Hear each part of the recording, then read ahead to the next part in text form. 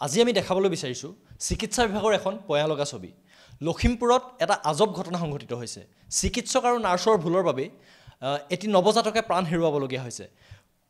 বুকু উদং হৈ পৰিছে এগৰাকী মাতৃৰ। আমি সমগ্ৰ পৰিৱেশ দেখাবলৈ যত্ন কৰিছোঁ। এয়া পানীগাঁৱৰ এখন অতিৰিক্ত চিকিৎসালয়ৰ দৃশ্য। এই দৃশ্যটো আপোনালোকে মন কৰক। ইয়াত আমি দেখাবলৈ যত্ন কৰিছোঁ এগৰাকী প্ৰসূতিক এইদৰে লৈ যোৱা হৈছে, এম্বুলেন্সত উঠাই লৈ যোৱা হৈছে। এই মাতৃগৰাকীৰ বুকু উদং হৈ পৰিছে। আমি দেখাবলৈ যত্ন কৰিছোঁ এয়া চিকিৎসক আৰু নাৰ্ছৰ ভুলৰ বাবে এই মাতৃগৰাকীয়ে আজি নিজৰ সন্তানক হেৰুৱাবলগীয়া হৈছে, এটি নৱজাতক শিশুক হেৰুৱাবলগীয়া হৈছে। এই পৰিয়ালটোৰ দুখৰ কথা আপোনালোকে বুজি উঠক এবাৰ। চিকিৎসকৰ ওচৰলৈ যেতিয়া লৈ যোৱা হৈছিল, পৰিয়ালে যেতিয়া লৈ আহিছিল, প্ৰসূতিগৰাকীক যেতিয়া লৈ অহা হৈছিল আৰু তেতিয়া কোৱা হৈছিল যে সেই চিকিৎসকে তাতেই সুস্থ কৰি তুলিব পাৰিব মহিলাগৰাকীক। আৰু তাৰ পিছতে দেখা গ'ল সেইখিনিলৈকে সকলো ঠিকেই আছিল আৰু এটি নৱজাতক শিশু জন্ম হৈছিল। আৰু তাৰ পিছতে কেইঘণ্টামানৰ পাছতেই নিশাৰ ভাগত এটা খবৰ দিয়ে যে, পৰিয়ালৰ লোকক খবৰ দিয়ে যে শিশুটি সংকটজনক অৱস্থাত আহিছে আৰু লাহে লাহে শিশুটি হেৰাই গৈছে বুলি তেখেতে পৰিয়ালক জনায়।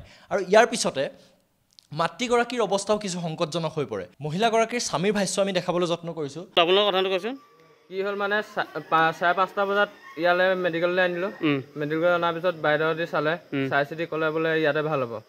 এই ভাল হোৱাৰ পিছত এতিয়া এই 10টা বজাৰ পিছত কৈছে বোলে বেবী বোলে মাত বোল নাই, চেচ বোলে একো নাই। তাৰপৰা বাইদেউজনে কৈছে বোলে বেবী একো। আপোনালোক ইয়াত থাকোঁতে ডক্টৰ আছিলে নাই? ইয়াত ডক্টৰ নাই।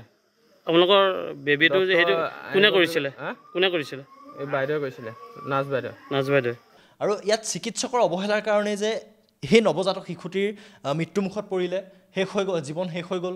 আৰু লগতে মাতৃগৰাকীও যে সংকটজনক অৱস্থালৈ গৈ আছে সেই কথা উল্লেখ কৰিছে স্বামীয়ে। আৰু ইয়াত কোৱা হৈছে যে চিকিৎসকে কৈছিল যে তেখেতলোকক ইয়াতে সুস্থ কৰিব পৰা হ'ব। আৰু তাৰ পাছতো কিন্তু চিকিৎসকে সুস্থ কৰি তুলিব নোৱাৰিলে, কাৰণ এটাই কথা, চিকিৎসকৰ অৱহেলা। তেখেতে উল্লেখ কৰিছে যে নাৰ্ছেই চোৱা চিতা কৰিছিল, নাৰ্ছেই সুস্থ কৰি উঠাব বুলি কৈছিল নৱজাতক শিশুটিক। আৰু তাৰ পাছতো চিকিৎসক আহি পোৱা নাছিল। আৰু যেতিয়া সময় বাগৰি আহিল, যেতিয়া সেই মাতৃগৰাকী সংকটজনক অৱস্থাত গৈ থাকিল আৰু যেতিয়া সেই দুখবৰটো তেওঁলোকৰ মাজলৈ আহিল নৱজাতক শিশুটো নাই বুলি, আৰু তেতিয়াই এক পৰিৱেশৰ সৃষ্টি হ'ল, এক হুলস্থুলীয়া পৰিৱেশৰ সৃষ্টি হ'ল।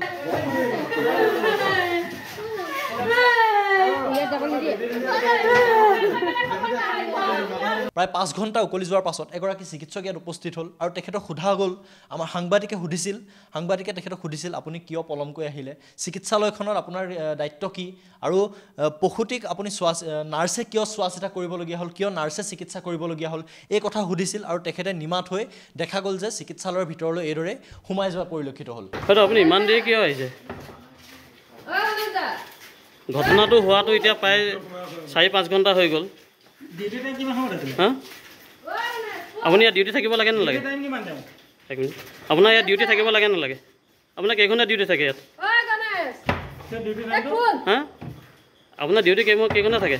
আমি ইয়াৰ পিছতে আৰু এটা কথা আমি দেখাবলৈ যত্ন কৰিছোঁ। এগৰাকী চিকিৎসক, এই চিকিৎসালয়খনত যিগৰাকী ভাৰপ্ৰাপ্ত চিকিৎসক হিচাপে আছে, যিগৰাকী ভাৰপ্ৰাপ্ত চিকিৎসকক ইয়াত নিযুক্তি দিয়া হৈছে, তেখেতক প্ৰশ্ন সোধা হৈছিল। আমি তেখেতৰ ভাষ্য আমি দেখাবলৈ যত্ন কৰিম। না, মই সেইটো ব্যৱস্থা ল'ম। মই নতুনকৈ আহিছোঁ, যোৱা 22 তাৰিখে মই জইন কৰিছোঁ। গোটেইখিনি মই বুজি লৈছোঁ। ৰাতি 2 ঘণ্টা নথকা কথাটো মই এতিয়া গম পাইছোঁ। মই ডাক্তৰণীগৰাকীক কৈছোঁৱেই যে আপুনি থাকিব লাগিব, আপুনি ব্যৱস্থা কৰক। তেওঁ নিজৰ গাৰ পৰা দুখ আঁতৰাবৰ বাবে তেওঁ কৈছে যে এই চিকিৎসালয়খনত, এই যি অতিৰিক্ত চিকিৎসালয় আছে পানীগাঁৱৰ, এই চিকিৎসালয়খনত তেখেতে নতুনকৈ ইয়াতে যোগদান কৰিছে। আৰু তেখেতে নতুনকৈ যোগদান কৰাৰ কাৰণে চিকিৎসালয়খনৰ কথা তেখেতে নাজানে। তেখেতে আমাক অৱগত কৰিছে যে চিকিৎসালয়খনৰ বিষয়ে তেওঁ নাজানে আৰু চিকিৎসকসকলৰ বিষয়ে তেওঁ নাজানে। আৰু তেওঁ ইয়াৰ পৰা এইদৰে গা এৰা দিয়া পৰিলক্ষিত হৈছে। আৰু এই অৱহেলাৰ কাৰণে, চিকিৎসক আৰু নাৰ্ছৰ এই অৱহেলাৰ কাৰণে আজি যে এক নৱজাতক মৃত্যুমুখত পৰিছে, আৰু লগতে মাতৃগৰাকীও, যিগৰাকী সেই প্ৰসূতিগৰাকীও যে সংকটজনক অৱস্থালৈ গৈ আছে, সেই কথা এওঁলোকৰ উপলব্ধি হৈছেনে?